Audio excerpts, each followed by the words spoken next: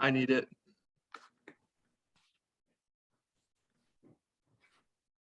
Y'all got to get on pack time and log in a little earlier. All right. Coach, you want to start us off, and then we'll go around for questions. Bet.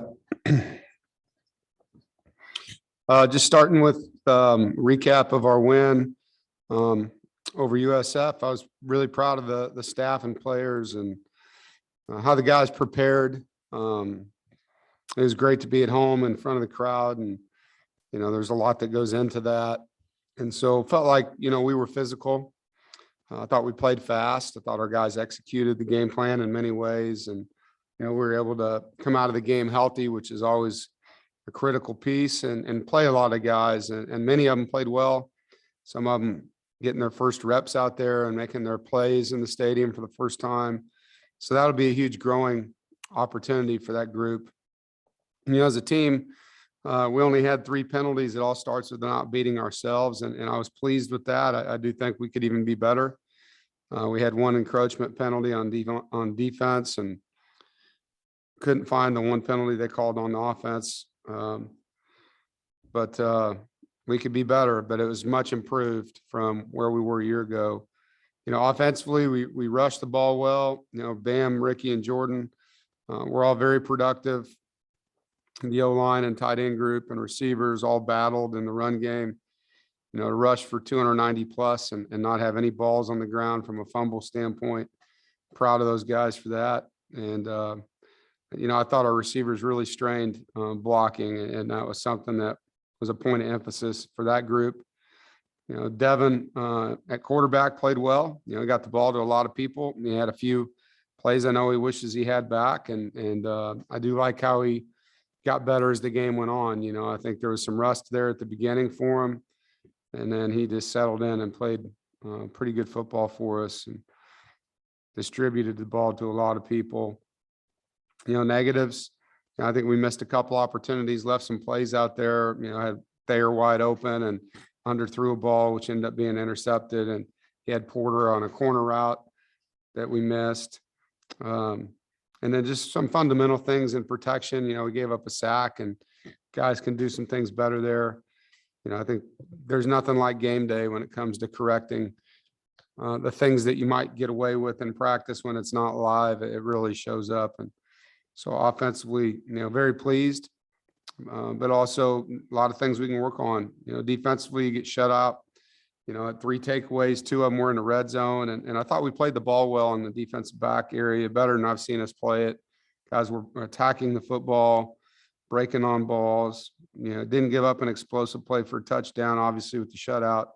Thought we tackled well. Our first game, there's only a handful of plays where guys used poor mechanics. Had several 3 and outs, had a 4th down stop. So it was a good performance. Didn't have any sacks. It's probably one area you'd love to see us get some more sacks there. But, at the same time, we got 3 takeaways and a 4th down stop and a handful of 3 and outs. I think we had 4 3 and outs. I do think, the deep ball a couple times got down the field on us and we didn't play it well. There was the one with Pitts and one with Cyrus where we can clean that up. And when our backups, the reserves came in the game later on, there were several times guys just didn't get lined up quick enough and communicate the way they need to. So that'll be great opportunity for the coaches with those guys that, are in the second role or the third role that got in there, just to clean up some things with them. There's nothing like game day for that. I was really pleased with our special teams. I thought, we played the field position game well. We punted the ball 3 times inside of their 10 and downed it. 2 with Trent and 1 when we brought Finley in to do it. Had some positive returns with Thayer and Bam, and it was great. Those 3 specialists we have are really good players, and it's nice having Chris Dunn back to full health. But it was a good day. It was really fun to have our fans back, and the student section was awesome. They are, in my opinion, the heartbeat of the fan environment, and when they're on, it changes everything in there, and they were awesome. They were there for 4 quarters. They were there early, and they changed our stadium in a good way, and just thankful to them and really want them to be a partner with us for the year. no matter what. And you guys make that such a special night and day. And so please keep coming back and bringing that energy as a student section. It was awesome. I know our fan base appreciates it. And I do feel like you set the tone for what's going on in there with the fans, with your energy. I know our players feed off of it. So we thank you for that. Having the fans there, the band there, the whole thing, the fireworks, the flyover. It was an awesome, awesome day. And so appreciative to everybody on that. Now on to our first road trip, go to Davis Wade Stadium and Starkville and play, a tough Mississippi State group. First time in a while that we'll be preparing for crowd noise, and the cowbell will be in full effect, I know, and we look forward to that. We look forward to the pageantry and the noise and fanfare and everything that goes into it. It's going to be awesome. And I have great respect for Mississippi State's program. Have for a long time. They're a blue collar, tough group, very similar, passionate, tough. I like what they're about. And I've always respected how they play. Coach Leach, have known him a long time, and he's a winner. He's a builder of programs. He's done it multiple places, and he's very innovative offensive coach, and have great respect for him. His offense is unique, and have played against him when he was at Texas Tech. And obviously we've got some coaches here that worked for him with Brian Mitchell and Ruffin, who have been around, their offense. But defensively, they're very aggressive. They're like us in a 3-3-5 alignment, but there's lots of line of scrimmage movement, lots of stunts, lots of blitzes, and we got to be able to handle their style of play up front and stay ahead of the chains. It's not a team you want to give long yardage type things to. They do a lot of good stuff. You want to try to stay ahead of the change, which we were able to do last week. I thought they showed a lot of grit in their game. They were down 20 and 13 minutes left in the fourth quarter. I know they didn't play well up until that point, but they sure played well the final 13 minutes. And their quarterback showed a lot of poise, bringing them back. They've got a lot of size, O-line and D-line. They're massive up front, and they got a lot of guys that played for them that are back and a few transfers. So it's going to be a good football game. Excited to go play against a team like them from the SEC and to get to do it in their stadium with the fan base that they'll have. So with that, I'll open it up for any questions. Jonas, you want to start us off? Yep. Good afternoon, Coach. You mentioned in your opening statement how you guys didn't have any sacks, but it seemed like either Forden or McClain were off their spots or uncomfortable for most of the night. Were you happy with the pressure from the front, the defensive line, and I think I had to step up a huge notch knowing that Mississippi State's going to throw the ball 50 times Saturday? Yeah. Well, I think what you're looking for is getting the ball back for your offense. And there's a lot of ways to do that. You may not sack the quarterback as many times as you want, but you got to hit him. You got to pressure him. You got to get him off his spot. You got to force incompletions. And we did some of that. There's some areas we can be better. And I think it's a multitude of things. I've always felt like a lot of times you don't get sacks and people immediately blame the D-line. I think there's a lot of people that rush the quarterback for us. There's linemen, there's linebackers, sometimes there's DBs, but there's also coverage things. The guys have to give the rush a chance to get there with how we play coverage. And, so there's a lot of things that this tape will show us that we can get better at. And you're right. We have to be a team that can do that against a Mississippi State offense. And again, it's, yes, you want the sacks because you want to put them in long yardage situations.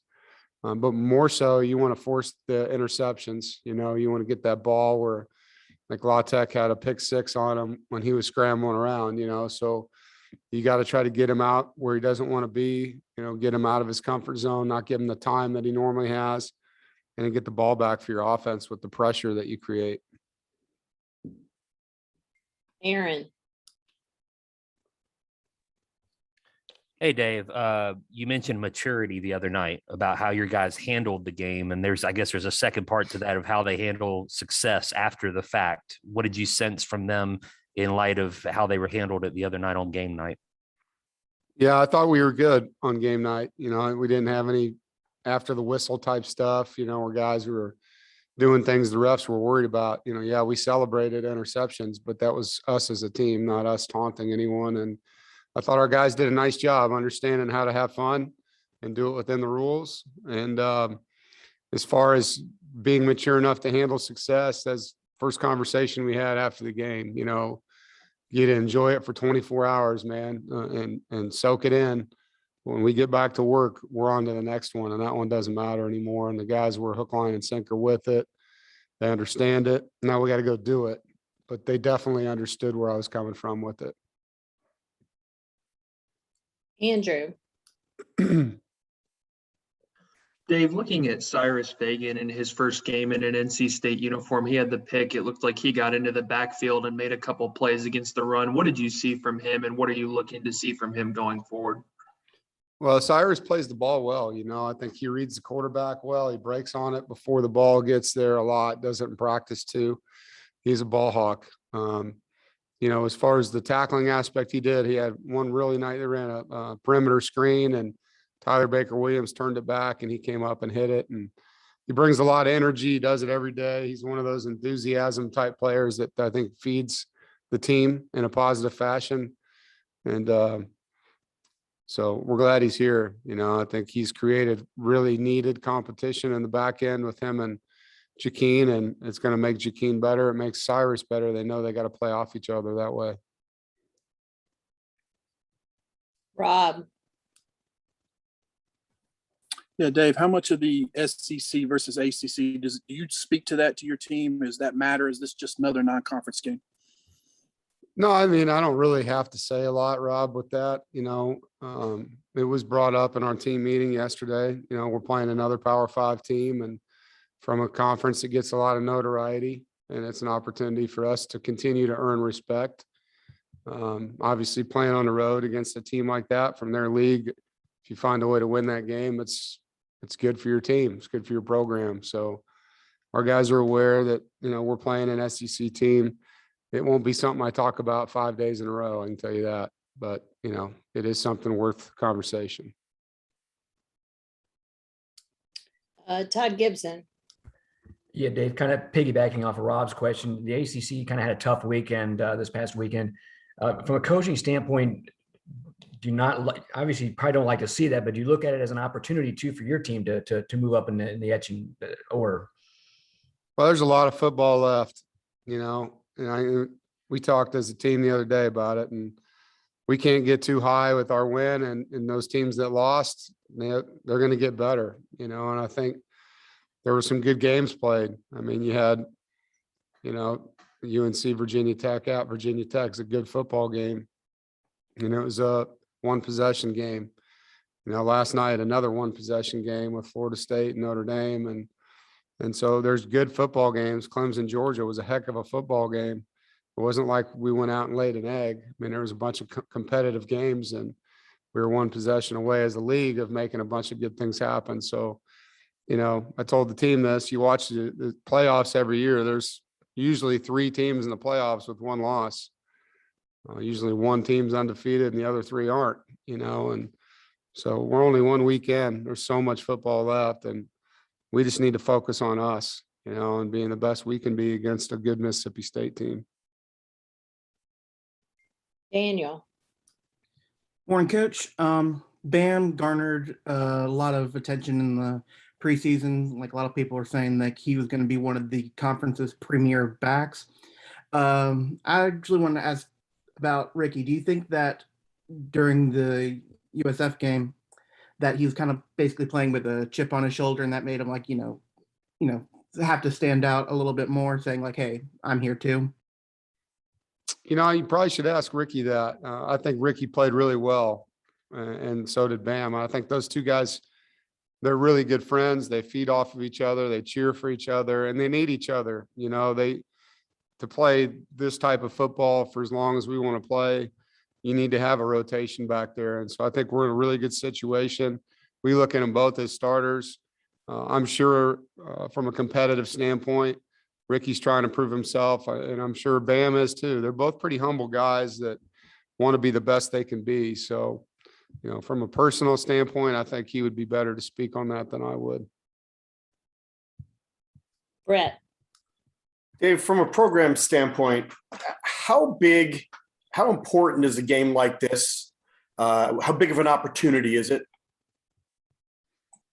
Well, it's a great opportunity. I mean, you go play against a coach like Mike Leach, who's done nothing but win everywhere he's coached, in a stadium that, has, I've been reading about it all day, just the fanfare, the noise, it's 61,000, but it sounds like 100,000, like the whole thing, it's going to be an awesome opportunity.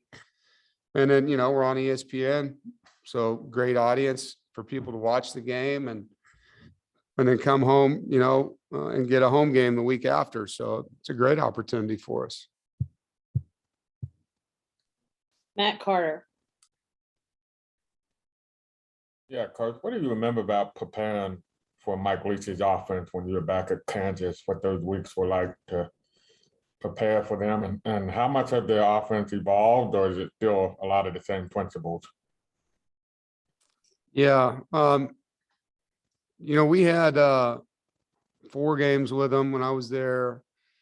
It's a tough offense. They were at Texas Tech at that time. They were in their sweet spot. They were playing really good, and Crabtree at receiver. And I can't remember. I mean, had Graham Harrell might have been the quarterback when we played against him. I can't remember if it was him or I'm not sure. They were all just throwing for 5,000 yards every year, but they could score, man. And so, for us defensively, we had to do a lot. It's really like playing on third down, on first and second down in a lot of ways. I mean, his passing game playbook's the same: first down, second down, third down, exception of short yardage. And, he can run his run plays whenever he wants. But he just very, very good at what they do. They don't do a ton.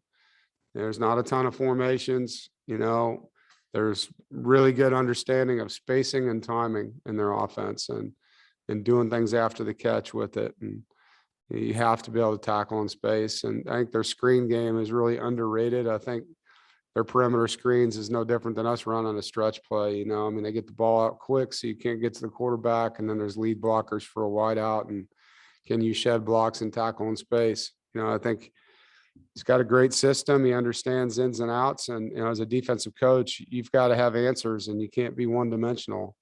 You have to be able to do a lot of different things against him, because if you sit in one thing, he can just pick you apart. Gibby.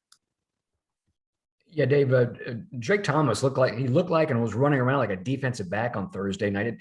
He doesn't seem as thick as he was last year. Is that true? And is that something he kind of took on himself? And then what do you like in those results? Yeah, Drake has changed his diet about, 9 months ago or so, and really leaned out. I couldn't give you his exact weight, in a low or high 220, low 230 area probably. But he's just, body fat wise, changed that. I think coming out of last year, he had the opportunity to do a lot of rehab from his shoulder, and he's in really, really good condition right now. And you're right, he looks great. He's playing fast. It's the best football game I've seen him play. I thought he was really elite Thursday night. Rob. Yeah, how hard is it to prepare for a team with an odd front when you don't know which gaps the pressure is going to come in? And how helpful is it to go against your ones on defense and scrimmage to help you prepare for Mississippi State? Well, it helps, that we're 3-3-5. So there's a lot of carryover when you look at some of the coverage aspects, some of the pressures. So there are similarities there, Rob. With regard to the stunts, they do a lot of different run game stunts and pass game stunts. Some are similar to ours, some aren't. And so you just got to practice them. I think it helps that we are a 3-down front now, it's getting them ready for what all those IDs are. But we'll have to get out there and simulate, some of that stuff for the offense so they can get used to how it is. And we'll do some good on good so we can get our guys doing that for them. Jonas. Coach, coming into the season, you talked about the depth you guys have in the secondary. Is this the week where that comes into play, because you're going to need some of you guys because they're going to throw the ball around so much? Yeah, it'll definitely test not just our depth, but our conditioning. gonna be a lot of running in the back end this week. And so to be able to rotate when we need to, it'll be hot there, I'm sure, at night, maybe not as hot, but it'll still be a warm night in Mississippi. We'll have to take advantage of that depth. And I'm glad we were able to play so many of those guys last week. And as a follow-up, Chris Ingram said, he didn't really want a lot of drop off from the ones to the twos in the secondary because, if those twos have to come in, they have to perform at the same level as the ones. What was your assessment of some of those reserve defensive backs who played against South Florida? I think some of these guys we look at as starters, even though they don't take the first snap, like we generally, not just in the secondary, but you see that with our defensive front too. At corner right now, I mean, you could see Derek Pitts or Chris Ingram. You could see Aiden White in the game, on the other side. You can see Shy Battle in the game or Tayshawn Smith. And we look at any of those guys on the field as starters for us. There isn't a drop off in our opinion. There's a drop off, at the end of the game. We started putting some guys in the game that are not in that boat to us yet. They're still what I would consider developing, So, Josh Pierre-Lewis is a guy that comes in and does some good things. And then you can see the difference between him and Tyler at times on getting lined up. Tyler can line up faster than him. Those are little things, that come out. But like Jakeem played and then Cyrus played equal reps, and we look at that as both guys are going to help us. Same thing with the running back position. So I think in general, when we put in younger players, you hear the volume of your communication go down. They're not as confident because they haven't played as much. So they don't speak as loud. They're not as quick. They're still processing information while the others aren't. They're just putting it out there. They know what to do. And I think that's where it shows the most. I think we gave up 170 some yards after we put in, kind of all the reserve developmental players. And thankfully they didn't give up a touchdown. But so it's valuable minutes, but there's some frustrating moments that goes with them. Aaron. Dave, with the playing on Thursday, how did you handle the extra time with lead up? Did you jump right in or did you try to give a little bit of time to regroup and get on a normal Monday, Saturday kind of schedule? Yeah. So we brought the team in on Friday and treated that like a Sunday. So watched the film with the guys, got them, put the game to bed, we call it, and moved on, gave them Saturday off to recover. And coaches went out and recruited on Friday. And then we were off Saturday as well, watched all the college football we could and came back Sunday with a little bit of lead time because we didn't have to break down our game. It was already put to bed. So it allowed us to jump into Mississippi State as a staff on Sunday right away, as opposed to breaking down our previous game, which we had done that on Friday. With the players, they'll be on the field like a normal week, but just with a little more rest in the front end of it. Just to follow up, when you said watching football, I know you're focused on your team. When you're watching like Saturday, the ACC results come in, are you watching from any kind of conference perspective, like, oh, this is not a great day for the conference? Or are you thinking we're going to play Clemson and I'm staring at what Clemson's going to do later in the season? Like, can you do both or is it more strategic and game prep? It's hard for me to just watch a game and have fun watching it. I'm learning, I'm watching, I'm trying to put myself in the head coach's shoes right there. What would I have done in that scenario? Yeah, I mean, I'm always thinking about our conference. I want our conference to do well.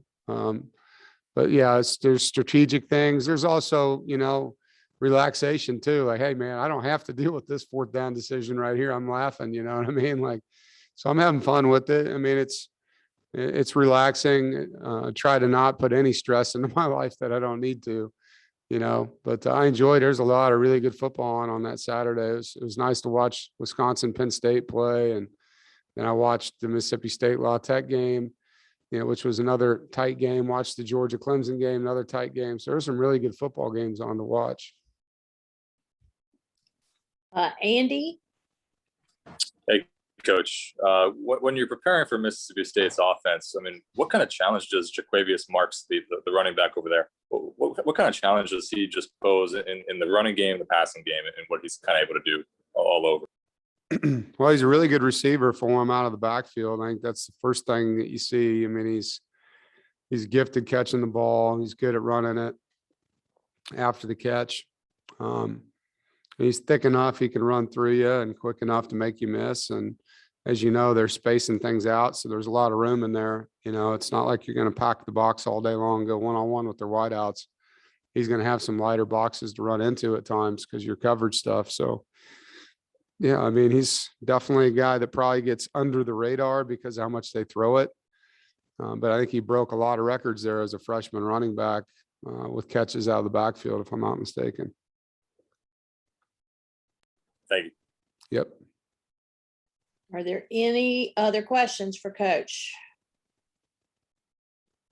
All right, Coach, thank you. Thank you, everybody. Thank you guys. Have a good week. Thanks, Dave. Thanks.